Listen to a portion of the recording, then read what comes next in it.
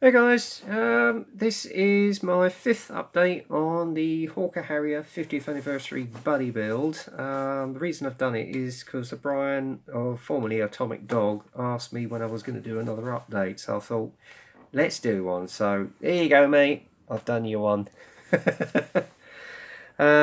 Yeah, today's been my day off, so I've done a little bit more work on her. I basically added the dark dirt wash just to get the panel lines to pop up a bit, although you can't see it that much on the camera. So I might just put the camera on it a little bit more. Mind you, then again, it's giving it a lot of shadow. Hang on, let's go back a bit. There you go, that's a bit better. Yeah, I put the dark dirt wash down just to accentuate the panel lines, make her look a little bit grubbier, as it were. I ended up using Floras dark dirt wash, which is what I tend to do on some of my aircraft, although I do UMP washes as well, but for the purpose of this build I thought it would best suit it. As I say, this kit has just been battling me for months now. I was hoping to get it done within 3 months. It is now the 6th month since I started it back in December, or the end of December, so we're virtually looking at 5 and a bit months. It's the first aircraft I've done in quite a while, and I decided I was going to do a Falklands Warbird because, quite poignantly, it's just recently been the 35th anniversary of the actual Falklands War, and I do remember it well when it was all kicking off. And when I saw this kit being made by Paul Bretland, I thought, oh, I do fancy getting hold of one, especially with the detail. Little did I know how many problems I was going to have, how vague the instructions were, and how poor some of the fit is on this kit. And it's been dragging on and on and on and on and on. But guys out there have helped me out, and I've had adversities with this thing, and she's not going to beat me. She is not going to beat me. I've had another little setback, believe it or not, but it's something. It's an accessory, but I'll tell you about that in a minute.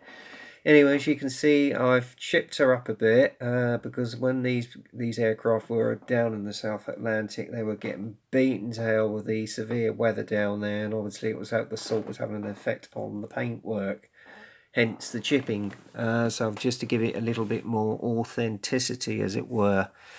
One thing I did get to do on this before I started the weathering process was to get the air brake on. Now, unfortunately, the one I actually have with the kit, I made a bit of a muck-up of, and I've had to cannibalise this one from the T4, T2 kit I have in my stash, which I'm now going to sell, because obviously it's no use to me, and this is the last time I'm ever going to build a Kinetic kit, quite frankly. I'm never going to get another one again. However, for the detail, I cannot fault Kinetic. The detail of these kits is superb, but Kinetic, can you please ensure that you get the fit and the engineering on these kits much better, and that your instructions aren't as vague, please. So duly note that, guys, please. I've spoken to other modelers, and they've had similar experiences with Kinetic kits. They do tend to be a bit vague on the instructions, although the detail is superb on them, but the fit, well, something else. Anyway, as you can see, I've started the weathering process on her. The only other thing I've got to do on her now is I might put some oil streaks on underneath with some MIG oil stains, which I've used in previous builds, specifically the Hawker Harrier, which I think you'll remember, which is nearly 2 years ago now. So I'm going to do that, and then for the exhaust stains, I might try Tamiya smoke, or alternatively what I do with a normal reliable method is use some pastel chalks and use them. So that will be that. So that's that. The Sea Harrier is getting towards the end now, guys. I was hoping to get it done for the week, but I had a bit of a setback. The actual extra aftermarket crew ladder I primed today, and look what it's done to the ladder. It's just made it shrink and buckle. Now for etched brass, I've never seen that happen before.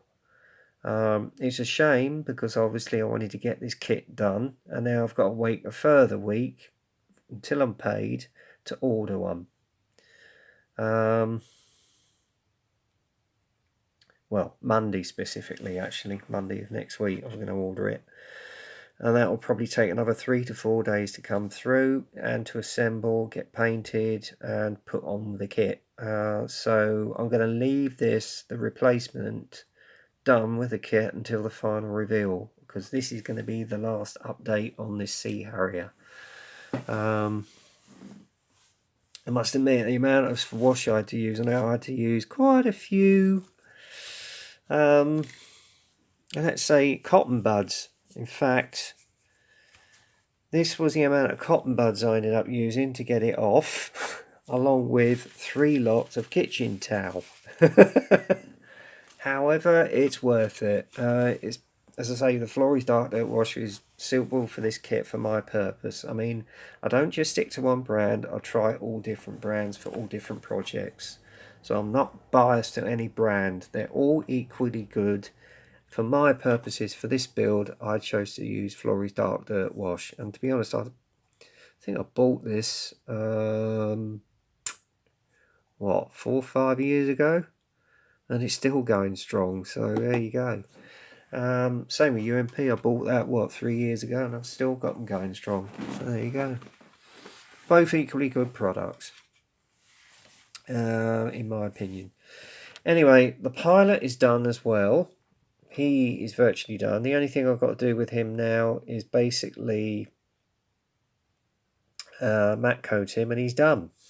So what I did with him was give him a little dry brush with some light grey, just to highlight some of the uniform, and then basically covered him in the dark dirt wash, moved that off, and it really has popped the detail up, as you can see. And as you can see, I've included Sharky Ward's beard just to make it authentic. And I know you can't see it, or maybe you can, but even on his map I've actually put in the shape of the Falklands Islands there as well. So there you go. So he's ready to go on the base. As for the base, well, that is done as well. I want to ask your opinion on this, guys. I'm just going to move that Sea Harrier out of the way because I'm going to get the base out for you to see. You've probably seen it on the update recently I did at the weekend. But I'm going to show it again. Here she is. Here's the base, the dire base, to make it as though it's the deck of Invincible. Now, the first time I actually painted it, I just went over with, I think it was Starnerez Grey, and then basically painted in the white, which was, it was actually Ravel's white, because I was short on the Tamiya white.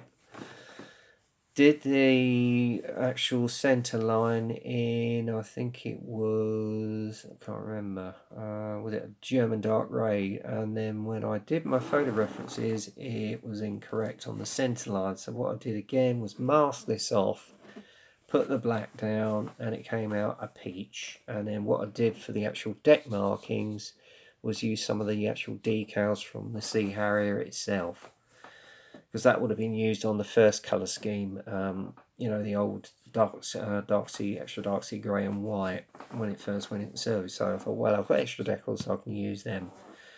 Now, I'm thinking of possibly leaving it as it is, or possibly weathering it with the exhaust stains on. So leave your comments in the column. I'm undecided as to whether to leave it as it is, or possibly put the exhaust stains on it. So leave your opinions in the comments column. I'll weigh up how many want me to do either, and possibly do what the end result is. Okay, so that's that. Now, I've also weathered up the undercarriage with a mixture of the old brown Tamiya panel line accent, excellent panel line, and then again dark dirt, Floras dark dirt wash. I'm getting tongue tied. Floras dark dirt wash to make it look that sort of weathered, worn, grubby look on the wheel hubs and the undercarriage itself. So that's the main undercarriage leg, and then I've got the nose wheel here